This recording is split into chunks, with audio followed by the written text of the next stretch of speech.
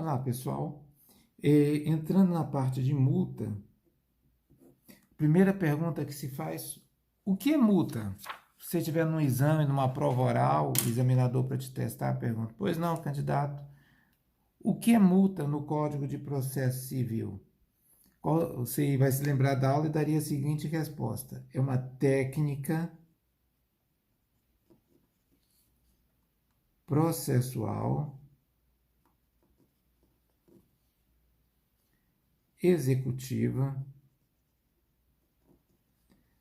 de natureza coercitiva, patrimonial.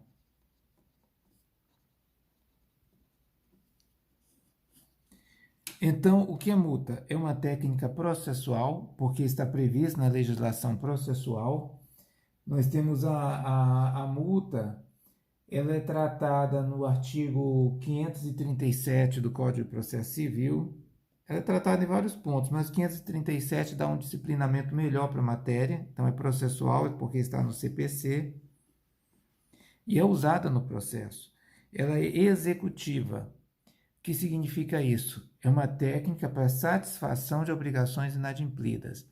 Ela não se apresenta necessariamente dentro de um processo de execução, mas numa fase executiva. Por exemplo, numa antecipação de tutela, exclusão do nome do Serasa. A empresa é comunicada para cumprir sob pena de multa de tanto no prazo de tantos dias.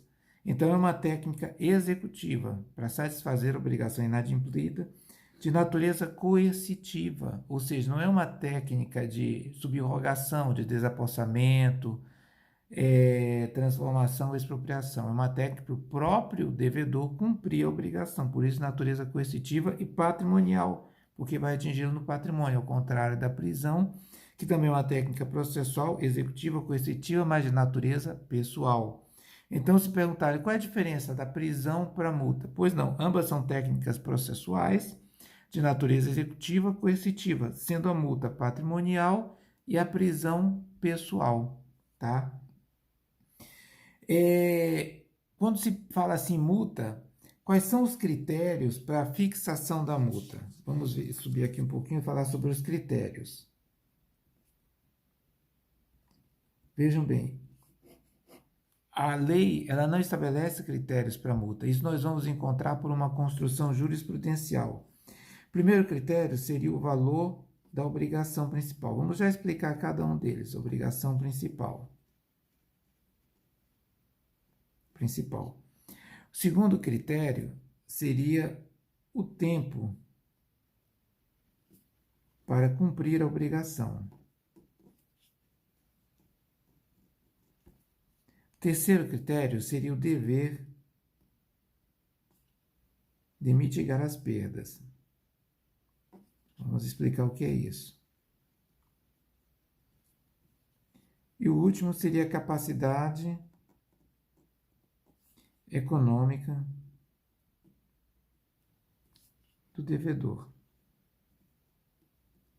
Vamos ver cada um deles agora. O valor da obrigação principal. A multa deve guardar uma correlação, valor da obrigação principal, com a obrigação principal. Se a obrigação é de excluir, por exemplo, o nome do devedor de um cadastro negativo, o valor da dívida dele com a empresa credora, a suposta dívida, seria de R$500, R$600. A multa não pode ser de 30 mil, caso a empresa descumpra. Ela tem que ter uma certa correlação com a obrigação principal. Não há um estabelecimento que seja essa correlação, nem uma escala de parâmetros. Usa-se normalmente o bom senso e a razoabilidade. E podem-se buscar alguns precedentes jurisprudenciais que não há uma tabela, mas uma definição aproximada de valores. O tempo para cumprir a obrigação. Quando se fixa a multa, se dá um tempo, dependendo da natureza e da urgência da matéria, 24 horas, 48 horas, é a chamada periodicidade, para cumprir a obrigação sob pena de multa. 5 dias para tirar o nome do Serasa, 10 dias para desfazer um muro sob pena de multa, um muro construído indevidamente. Então, sempre se dá um prazo para cumprimento voluntário da obrigação antes de incidência da multa, por isso que ela é uma técnica coercitiva. Aqui nós temos dever de mitigar as perdas. O que é isso? É a boa-fé. dever de mitigar as perdas é a boa-fé por parte do beneficiário da multa. Vou dar um exemplo.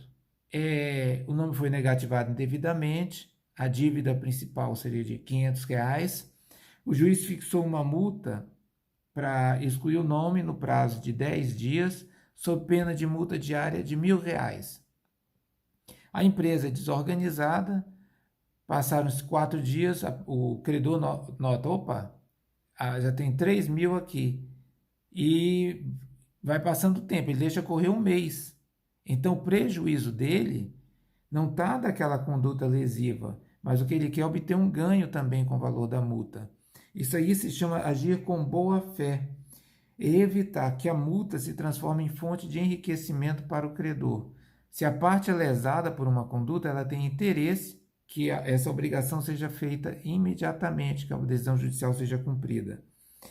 E nós temos que levar também a capacidade econômica do devedor. Você não pode estabelecer a mesma multa para uma empresa familiar e para uma empresa de grande porte, porque a estrutura, a capacidade econômica da empresa é diferenciada.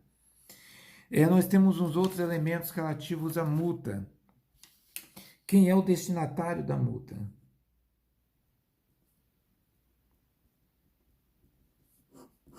Veja, o CPC de 73, nosso Código de Processo Civil anterior, não tratava disso. Tá? No atual Código de Processo Civil, nós vamos achar um dispositivo. Nós vamos achar no 537, parágrafo 2º. Recomendo a leitura. Ele diz que o valor da multa será devido ao exequente. Vocês vão encontrar algumas decisões anteriores ao atual CPC falando que o valor da multa ia para o Fundo de Reaparelhamento do Poder Judiciário, ou ia para uma instituição beneficente, ou algumas que davam para o próprio exequente. Hoje, o Código de Processo Civil tem um dispositivo que vocês devem guardar de cor, é o 537, parágrafo 2º, que o destinatário da multa é o exequente. Outra dica importante: a multa pode ser fixada de ofício.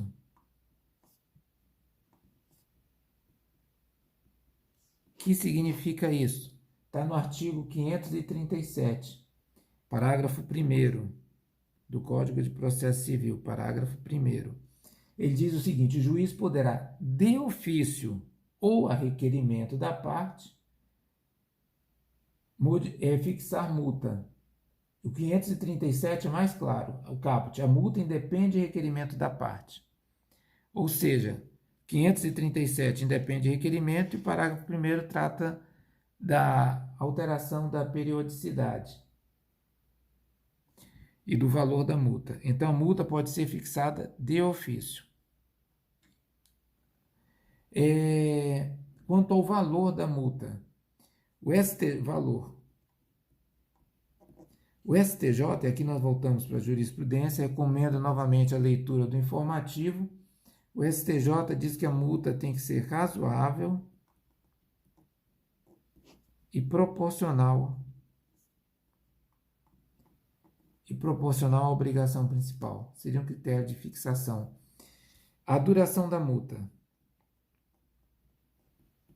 Esse é um outro tema interessante. Veja, não há duração, que seria a periodicidade. Isso está ligado à natureza da obrigação. Tem obrigações que são de cumprimento instantâneo, então deve ser uma multa para o descumprimento. Tem outros que são de descumprimento periódico, e aí você vai observar a periodicidade. Pode ser por dia, por semana, por quinzena, por mês, de acordo com a natureza da obrigação e o bom senso da parte. Bem, pessoal, essas seriam as principais características da multa que gostaria que vocês lembrassem. Destinatário exequente, fixada de ofício, 537 caput, valor razoável e proporcional, duração, a periodicidade da multa, de acordo com a natureza da obrigação.